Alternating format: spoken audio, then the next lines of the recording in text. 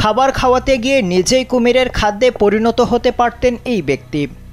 সাধারণত বাড়িতে বা খামারে কুমিরকে খাবার খাওয়ালে বেশি সমস্যা হয় না, কারণ এগুলো থাকে পোষ্য। কিন্তু এই ব্যক্তি বন্য একটি কুমিরকে খাবার খাওয়াতে গেছেন। ভিডিওটি প্রকাশিত হওয়ার সঙ্গে সঙ্গে ঝড় উঠেছে সামাজিক যোগাযোগ মাধ্যমে। ভিডিওটি একদিকে যেমন দর্শকদের মনে ভয় ধরানোর অনুভূতি জাগিয়েছে, তেমনি মুগ্ধ করেছে। ভিডিওতে দেখা যায় হাফ প্যান্ট পরা এক ব্যক্তি শান্তভাবে বিশাল একটি কুমিরকে খাবার খাওয়াচ্ছেন, যেন কোনো গৃহপালিত প্রাণী। ধীরে ধীরে পানি ছেড়ে কাদা ভরা জমিতে উঠে আসে দানবাকৃতির কুমিরটি। খাবারের লোভ দেখিয়ে তাকে কাছে ডাকেন ওই ব্যক্তি।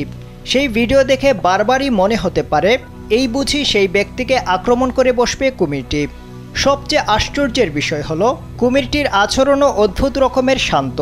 পোষ্য প্রাণীর মতো খাবার খায় সে, কোনো রকম আক্রমণের ভঙ্গিও করেনি। খাবার খেয়ে আবার গুটি গুটি পায়ে ঘোলা পানিতে নিজের ডেরায় ফিরে যায় সে।